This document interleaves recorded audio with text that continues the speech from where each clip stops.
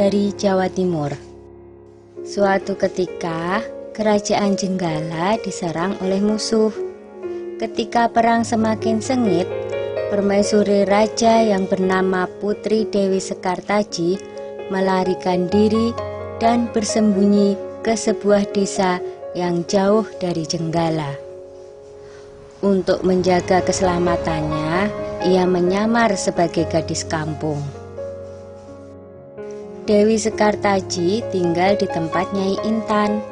Nyai Intan adalah seorang kaya yang mempunyai 3 putri, yaitu Kelenteng Abang, Kelenteng Ijo, dan Kelenteng Biru.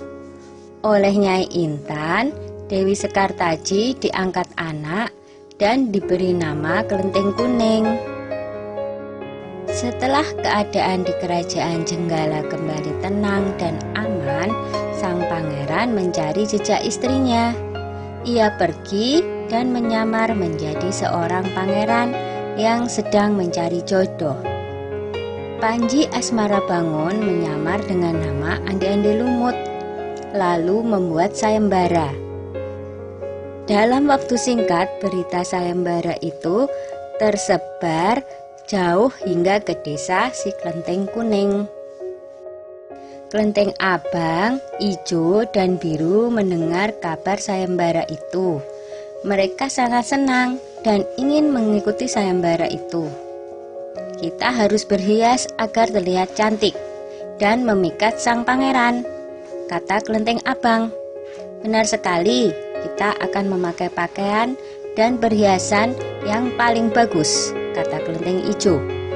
Hai Kelenteng Kuning, kamu tidak usah ikut sayembara ini, karena kamu tidak pantas mendapatkan pangeran.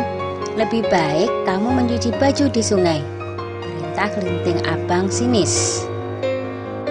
Ketika Kelenteng Kuning sedang mencuci di sungai, tiba-tiba seekor burung bangau datang menghampirinya. Anehnya, burung itu bisa berbicara dan kedua kakinya menggenggam sebuah cambuk. Wahai Tuan Putri, pergilah ke desa Dadapan mengikuti sayembara itu.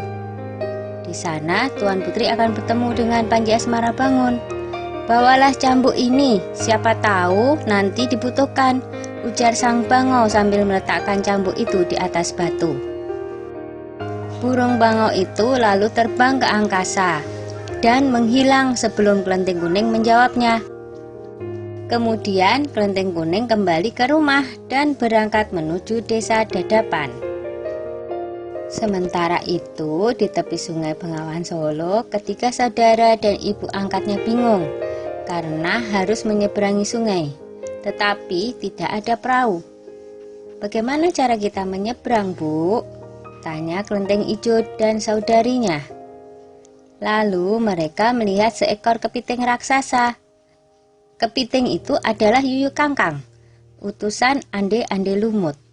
Dia diutus menguji para peserta sayembara yang melewati sungai tersebut. Hai kepiting raksasa, maukah kau membantu kami menyeberang sungai? Pinta Kelenteng Abang. Yuyu Kangkang tertawa lebar. Hahaha, aku akan membantu kalian, tapi ada syaratnya, kata dia. Apapun syaratnya, kami bersedia. Yang penting kami bisa menyeberang, jawab Kelenteng Abang. Kalian harus menciumku, kata Yuyu Kangkang. Dan mereka pun bersedia memenuhi syarat si Yuyu Kangkang. Kelenteng Kuning tiba di pinggir sungai. Yuyu Kangkang mengajukan syarat yang sama, tetapi Kelenteng Kuning menolak. Dia tak ingin mengkhianati suaminya. Berkali-kali Kelenteng Kuning memohon, tetapi Yuyu Kangkang tetap menolak. Akhirnya Kelenteng Kuning memukulkan cambuknya ke sungai, dan seketika itu air sungai Bengawan Solo surut. Melihat itu, Yuyu Kangkang ketakutan dan segera menyeberangkan Kelenteng Kuning, bahkan mengantarnya sampai ke desa Dadapan. Sayembara pun dimulai. Secara bergiliran, Kelenteng Abang dan adik-adiknya menunjukkan kecantikan mereka di hadapan Ande-Ande Lumut.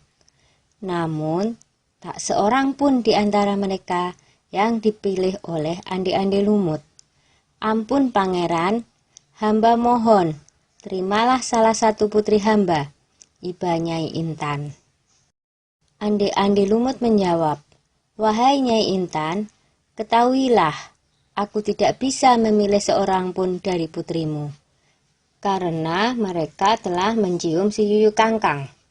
Sambil menunjuk kelenteng kuning, pangeran melanjutkan, aku memilih gadis ini karena dia telah lulus ujian, tidak mau mencium si Yuyu Kangkang. Nyai Intan dan ketiga putrinya baru sadar bahwa mereka ditolak oleh Andi-Andi Lumut karena tidak lulus ujian.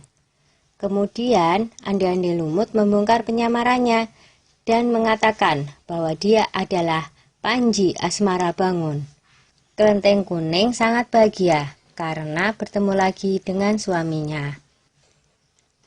Sudah ya cerita Andi-Andi Lumutnya. Jumpa lagi.